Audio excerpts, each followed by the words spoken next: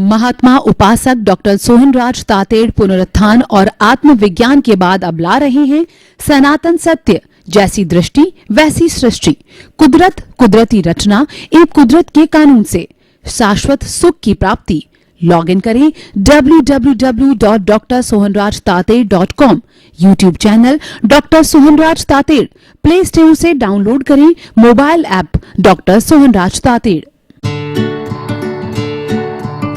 ओम शांति प्रभो, जय शांति प्रभो, पार्श्वनाथ महावीर प्रभो।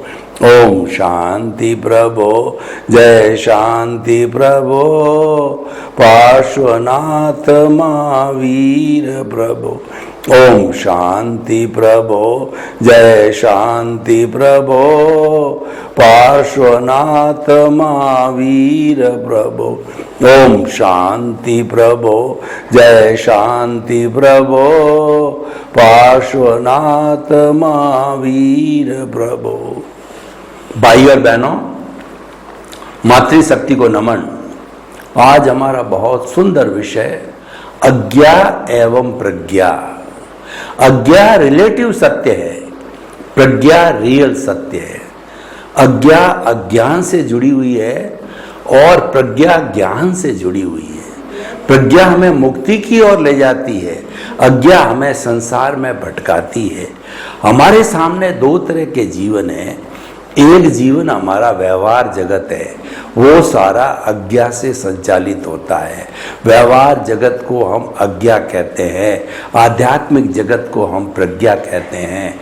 और ये हर प्राणी के यानी हर मनुष्य के दो जगत होते हैं।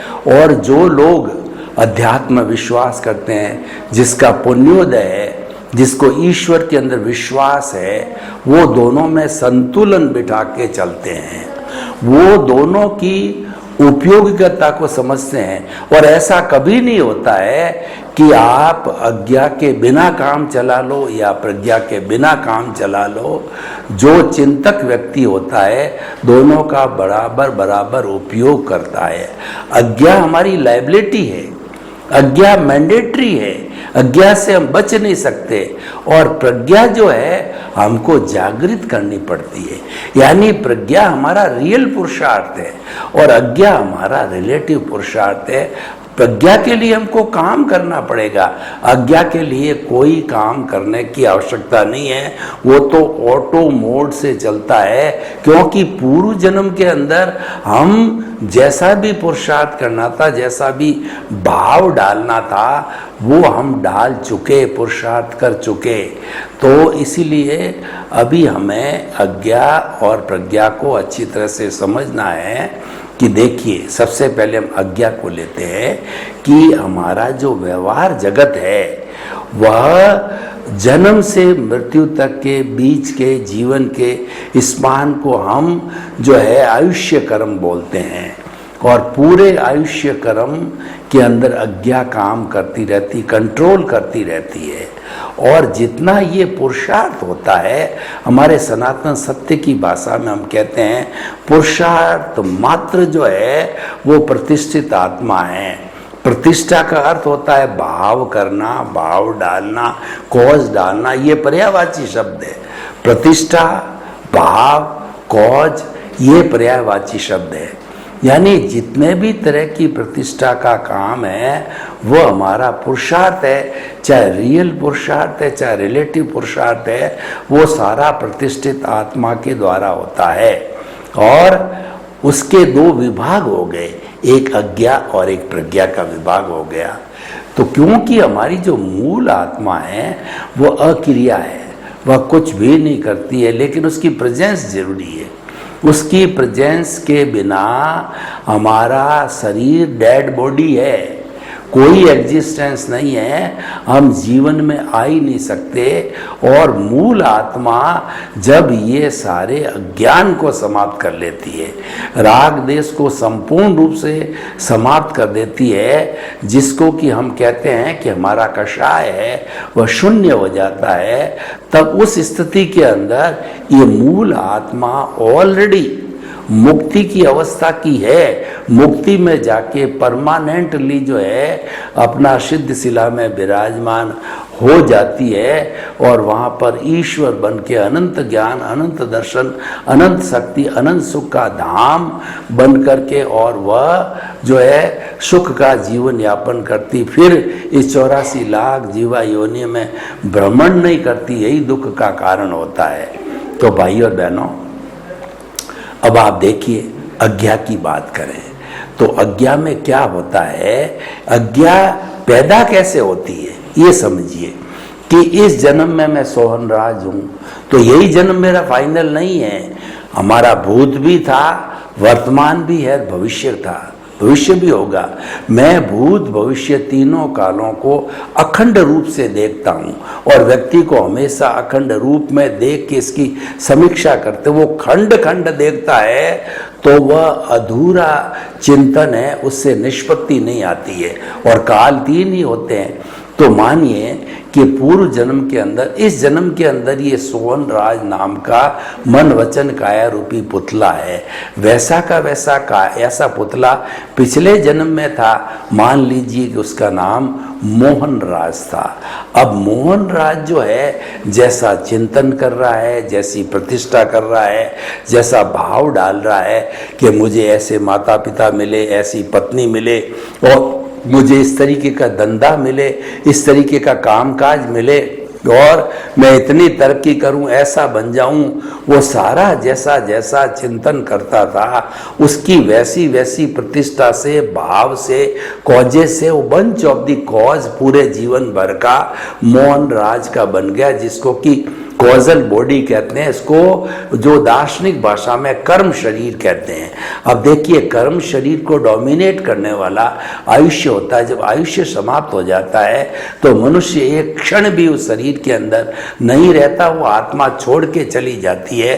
तो मोहन राज का आयुष्य कर्म समाप्त हो गया और मोहन राज ने जैसी प्रतिष्ठा की थी वह सोहन राज के रूप में पैदा हो गया, जो मैं आपके सामने हूँ।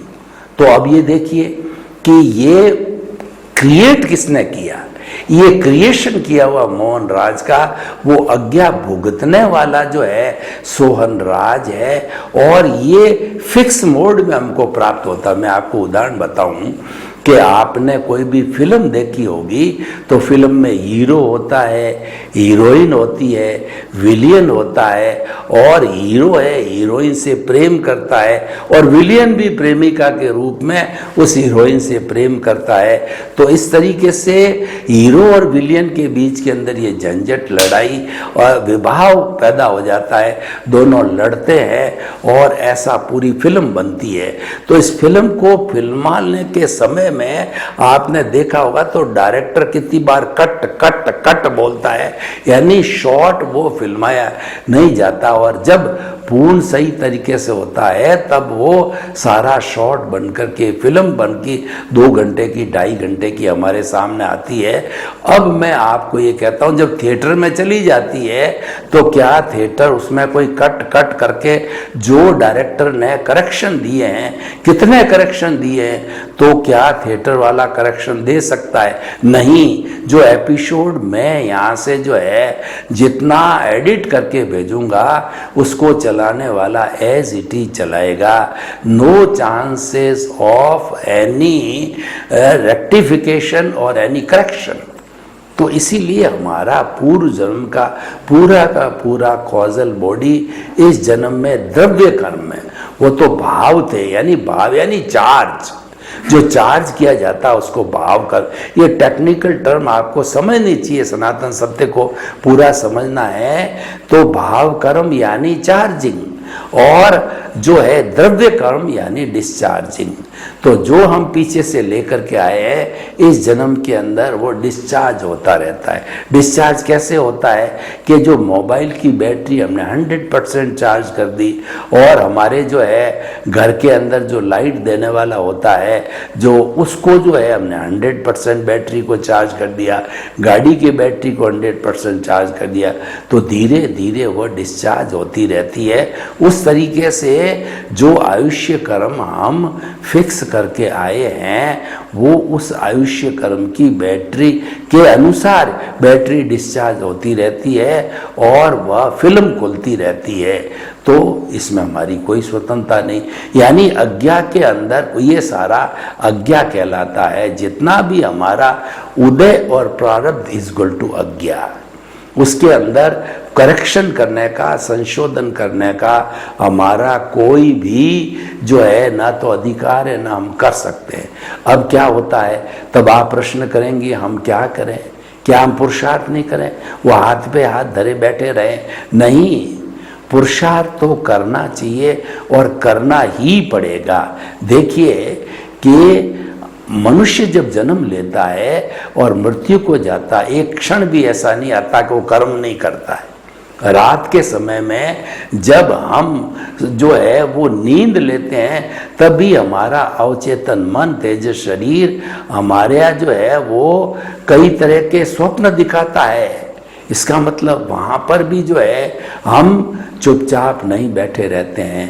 लेकिन क्वेश्चन ये है कि ये ऑटो मोड से चल रहा है और हम अहंकार के वशीभूत होकर के, क्योंकि अहंकार हमारे में मौजूद है और अहंकार राष्ट्रपति है, वो जिस पर छाप मार देता है वह ऑर्डिनेंस बन जाता है, वो नियम बन जाता है जो राज्यसभा के लिए और संसद के लिए और वो सरकार के लिए वो ऑर्डिनेंस बन जाता है, नियम बन जाता है, कानून बन जाता है।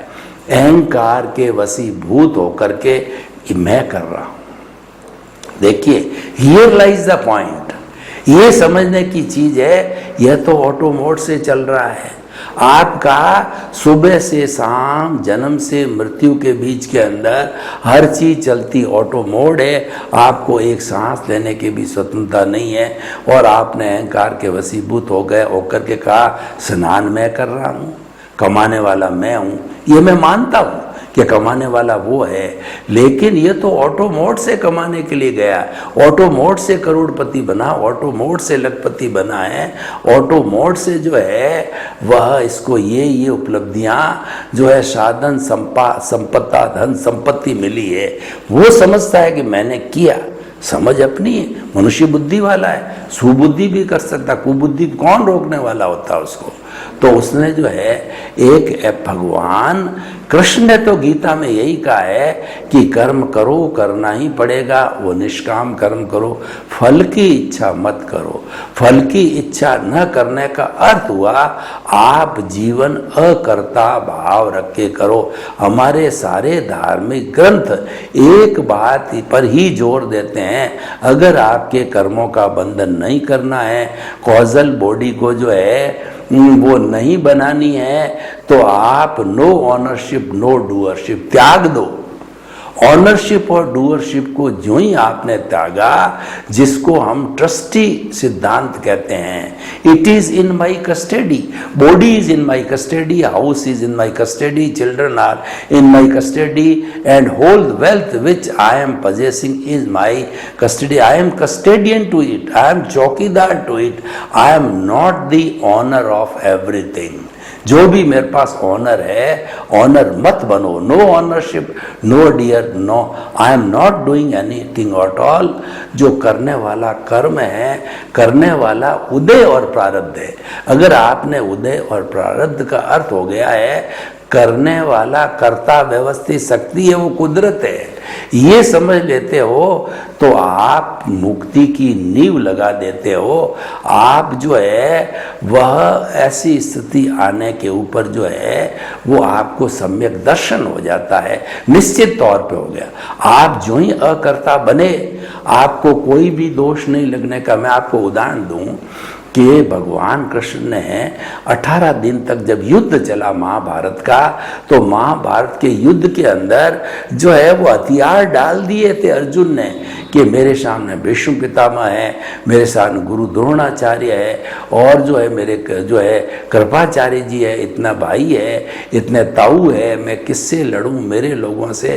तो भगवान कृष्ण ने कहा कि सारी एक्सरसाइज कर ली, मैं स्वयं दूत बन करके गया कि किसी भी तरह से ये जो है महाभारत रुक जावे, लेकिन ये नियति थी, अवश्यंभावी था, ये अधर्म पे धर्म की जीत है, नहीं रुक सका तो तुम्हारे पे थोपा गया है, तुमने चाहा नहीं है और तुम इसके लिए कॉम्पिटेंट हो, कर सकते हो, योग्यता तुम्हारे में, तो उन्होंने भेद विज्ञान कराया।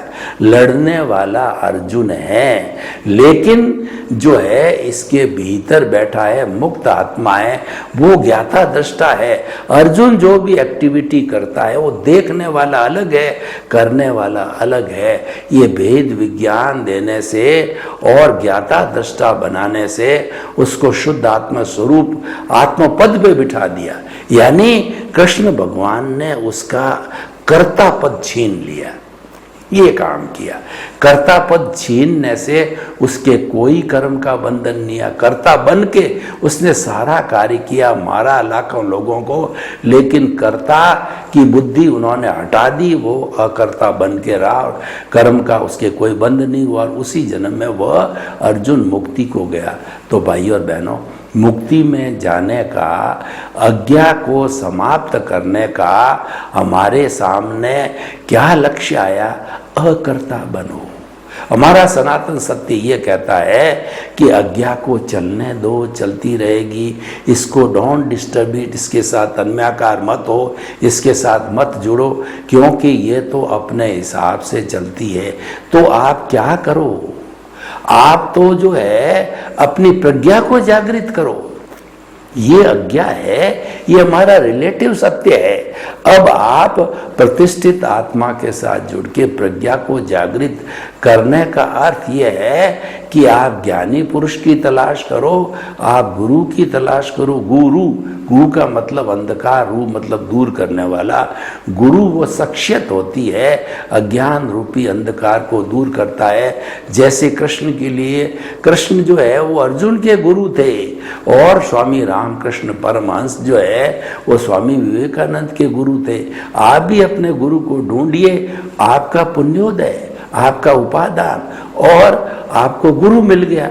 दोनों चीजें से उपादान और निमित्त, जो गुरु मिलता है सो गुरु कहिए या कहिए जो है वो ज्ञानी पुरुष मिलता है, तो वो आपको ज्ञान दे करके जिस तरीके से भगवान कृष्ण ने जो है अर्जुन को जो अकर्ता बनाया, उसको जो है आत्मपद पे बिठा दिया, यानी उसको बहिरात्मा से अंतर आत्मपद पर बिठा दिया, कर्ता पद छीन लिया।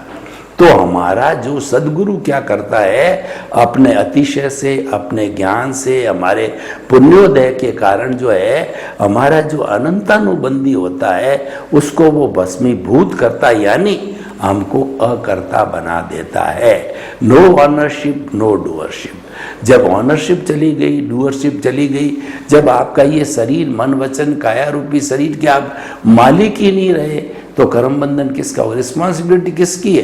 रिस्पॉन्सिबिलिटी तो मालिक की होती है। मालिक हो ही नहीं तो रिस्पॉन्सिबिलिटी नहीं होगी, और ये ऑटो मोड से चल रहा है। अब आपने आपको मालिक किस चीज का बनाया? ये देखिए कि गुरु ने आपको शरीर के मालिकीपन से हटा करके और आपको आत्मपद का मालिक बनाया। आत्मा अजर है, अमर है, अविनाशी है, इसका वर्ण नहीं, गंध नहीं, रस नहीं, स्पर्श नहीं, ये जलती नहीं, मरती नहीं, कटती नहीं, किसको रोकती नहीं, किससे रुकती नहीं, अव्याबाद है, अच्युत है, और ये अजन्मा है। इसके अनंत अनंत गुण हैं। हरि अनंत, हरि कथा अनंत, क्योंकि ये तो अनंत ज्ञान वाला है, अनंत दर्शन वाला है, अनंत शक्ति वाला है, अनंत सुख का धाम है। अरे जो कथावाचक आते हैं, उदाहरण देता हूँ आपको, कथावाचक आते हैं, 4 महीने महाभारत की कथा करते हैं, कथा पूरी नहीं होती है। सिर्फ एक महाभारत की, रामायण की, पुराण की, नानी बाई का मायरा, ये सब कथा करते हैं और पूरी होती नहीं है। जब 4 महीने में वो कथा पूरी नहीं होती तो आपका हरि तो अनंत है, उसकी कथा तो 4 जन्म भी पूरी नहीं होती है। आपको मालिक है उस हरि का बनाया है, आत्मा को बनाया है, भीतर विराजमान शुद्ध आत्मा भगवान का बनने के लिए प्रक्रिया चालू कर दी है। जो आत्मा विराजमान है और शुद्ध आत्मा भगवान वही है। शुद्ध आत्मा भगवान तो लक्ष्य है और अभी आप उस पोजीशन के हो, प्रेजेंट स्टेटस आपका जो है वह आत्मपद है। पहले आपका स्टेटस था वो बहिरात्मा था, आत्मा वही है, स्टेटस बदला है। तो उस स्टेटस पर बैठ करके और आप भजना करो। आप जो है जो ही आपको आत्मपद पे बिठाया त्यों ही आपकी जो हमारी जो मूल आत्मा है उसमें से तुरंत, इधर तो आत्मपद पे बैठे हो, उधर से ऑर्डर निकला कि प्रज्ञा जागृत हो जाओ। प्रज्ञा जागृत हो गई, यानी आपको प्राइम मिनिस्टर के जो है पद, आपको आप जो ही जो है वो जीते और उधर आप योग्य हो, प्राइम मिनिस्टर का पद निकल के बाहर आ गया, प्रज्ञा जागृत हो गई। ये प्रज्ञा मोक्ष की जो है प्रतिनिधि है, ये कभी भटकने नहीं देती। और अज्ञा का जो संसार है कि बुद्धि के लेवल तक जुड़ा हुआ है, बुद्धि हमारे को राग द्वेष कराती है। बुद्धि के 2 चश्मे, एक चश्मा राग का, एक द्वेष का। I like it, I don't like it, this is good, this is bad, और इस व्यक्ति को दूर हटाओ, इस व्यक्ति को नजदीक लाओ। तो इस तरीके से ये जो ये इसमें नफा है, ये नुकसान है, ये सारी हमारी बुद्धि कराती है, भेद करवाती है। लेकिन हमारी प्रज्ञा है वो हमेशा हमारे को ऊर्ध्वगामी, वो कुंडलिनी जागरण, वो शास्त्र सार की तरफ बढ़ने में, क्योंकि ज्ञान होता है वो हमारी आत्मा जो है वो ऊर्ध्वमुखी बन जाती, अधोमुखी में नहीं जाती है। तो ऊपर ही ऊपर विकास करने लग जाती है, हल्की हल्की हल्की होने लग जाती है। तो वो सारी प्रज्ञा से होता है। जब कभी भी अज्ञा अपना काम कर रही है, जिस जंक्शन पॉइंट पे हम खड़े हैं, जहाँ पर हम आत्मा बन गए, तो आत्मा बनते ही क्या हुआ, हम ज्ञाता दृष्टा बन गए, करता रहे नहीं। तो हम इसको जो है अज्ञा को जानने वाले, देखने वाले और ज्ञाता दृष्टा बन गए। भेद विज्ञान हो गया कि ये जो नीचे चल रहा है ये अलग है और जो ऊपर का भाग है मैं हूँ, यानी मेरा ये मूल स्वरूप आत्मा है, जो पिनियल ग्रंथि का ये जो दर्शन केंद्र है, आज्ञा चक्र है, उसके ऊपर विराजमान है और उसके अंदर प्रज्ञा उसकी बेटी है। 5 आज्ञा सुरक्षा कवच के अंदर वो सभी ढके हुए हैं, संवर उनके साथ है और जो है वो संभाव उसके साथ है, निर्जरा उसके साथ है। ये सभी मिलकर के शुद्धिकरण करते रहते हैं और हम धीरे धीरे मुक्ति की ओर बढ़ते जाते हैं, यानी निज स्वरूप की जानकारी करते जाते हैं। क्योंकि एक प्रज्ञा का संसार है। और एक दूसरा काम हम और करते हैं कि मान लीजिए कि हमारी ये नाभि है, नाभि के अंदर ये सोहन राज रूपी अज्ञा विराजमान है। ये मन वचन काया से काम करती रहती है, मन से चिंतन करती है और ये वचन से बोलती है, काया से सब तरह के काम है, खाती है, पीता है, उठता है, बैठता है और काम करता है, प्रवचन देता है, किताब पढ़ता है, सारा ये देख रहा है। मात्र मैं उसको दर्शक के रूप में देख रही हूँ, क्योंकि ज्ञाता दृष्टा मेरा गुण है और हम अकर्ता बनने से दोनों अलग अलग हो गए हैं। ये जो जुदापन की जागृति है ये बढ़ती जानी चाहिए, बढ़ती जानी चाहिए। ये जीवन का ध्येय बनना चाहिए। और जो ही सदगुरु ने हमको ज्ञान दिया तो हम मुक्ति की ओर कैसे जावे। प्रज्ञा मुक्ति की ओर लगाती है और अज्ञा ऑटो मोड से बर्फ की शिला की तरह पिघलती रहती है और जो है हमारा उदय और प्रारब्ध के अनुसार हम भोग देते हैं। यानी हमारे घर के अंदर बाल है, बच्चे हैं, कोई बच्चा जो है वो हमको सुख देने वाला मिलेगा, कोई दुख देने वाला मिलेगा, कोई हमको गालियाँ देगा, कोई श्रवण कुमार बनेगा और कोई पैसा हमारा हड़प लेगा और कोई पैसा हमको देगा, हमारा सहयोग करेगा, हर काम में सहयोगी बनेगा। ऐसे लेना देना लेना देना ये जीवन भर तक चलता रहेगा। कोई बेटी बन करके वो आपसे जो है जितना उसका हिस्सा है वो लेकर के चली जाएगी, तो जितना भी कभी कभी बीमारी आ जाएगी, कभी टेंशन आ जाएगा, कभी कुछ आएगा, ये किसको आएगा? आदि व्याधि उपाधि है अज्ञा को आती है, और समाधि जो आती है वो प्रज्ञा को आती है। प्रज्ञा इंट्यूशनल का जगत है, वहाँ पे शब्द नहीं है, और अज्ञा के अंदर नो वाइब्रेशंस, इंट्यूशन नहीं है। अज्ञा तो इंटेलेक्चुअल लेवल तक जा सकती है, बुद्धि के लेवल तक जा सकती है। बुद्धि के लेवल के अंदर कई भेद होते हैं, शब्द होते हैं। मुंडे मुंडे मतिर बिदना, जो अज्ञा के लेवल पर काम करते हैं, बुद्धि के लेवल पर काम करते हैं, हर एक की सोच अलग होती है, भाषा अलग होती है, और सभी जो है वो अपने अपने हिसाब से काम करते हैं। इसलिए बुद्धि के भेद पर हमेशा आपको जो है थोड़ा थोड़ा डिफरेंस नजर आएगा, लेकिन प्रज्ञा तो अपने एक ही हिसाब से चलती है। उसका तो एक ही लक्ष्य है कि जो आत्मपद प्राप्त किया उसको परमात्मा बनाना है, बस एक ही लक्ष्य है, दूसरा लक्ष्य नहीं है। अज्ञा तो कई जगह भटकती रहती है, क्योंकि वो अपने ताबे नहीं है, वो तो उदय और प्रारब्ध का अर्थ हो गया कुदरत के ताबे।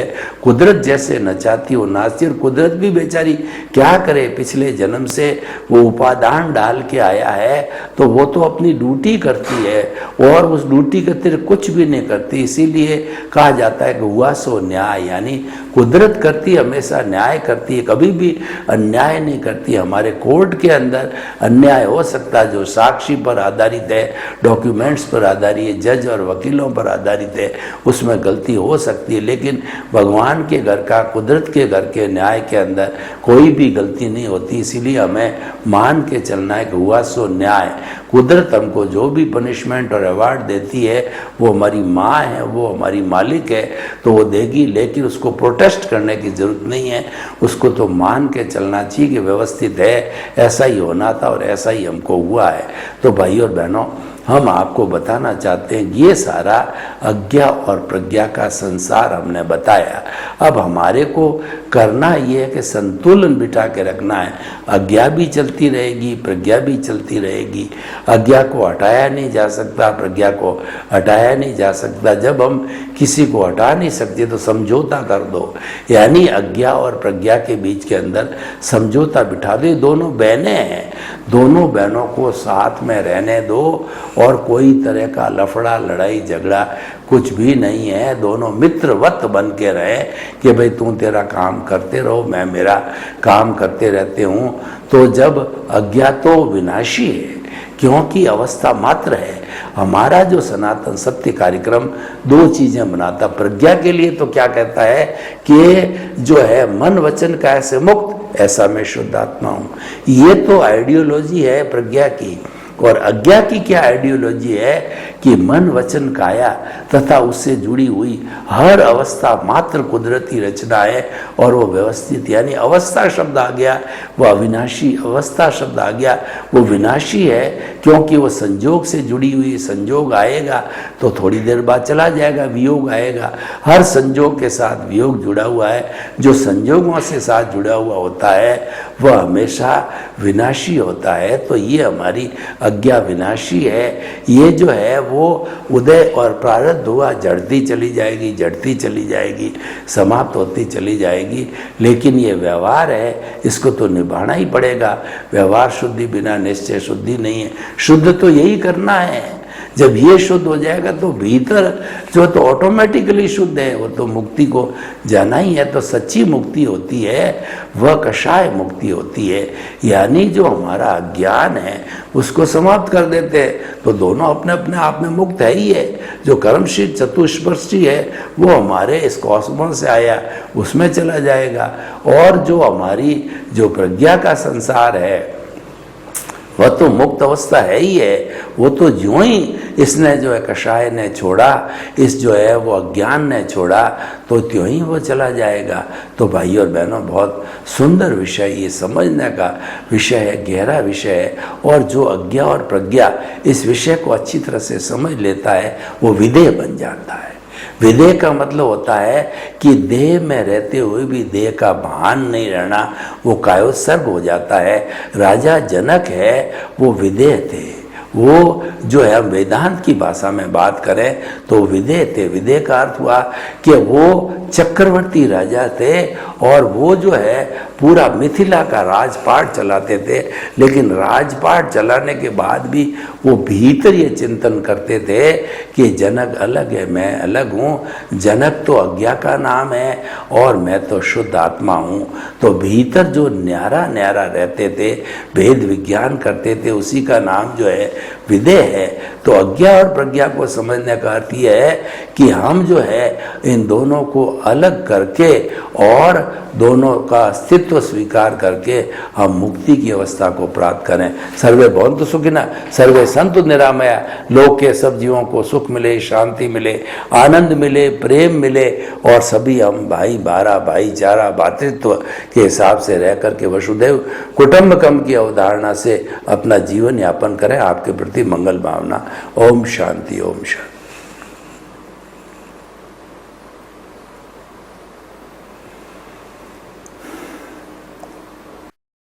महात्मा उपासक डॉक्टर सोहनराज तातेड़ पुनरुत्थान और आत्मविज्ञान के बाद अब ला रहे हैं सनातन सत्य, जैसी दृष्टि वैसी सृष्टि, कुदरत, कुदरती रचना एवं कुदरत के कानून से शाश्वत सुख की प्राप्ति। लॉग इन करें www.drsohanrajtated.com, YouTube channel doctor Sohanraj Tated, play store से डाउनलोड करें mobile app doctor Sohanraj Tated.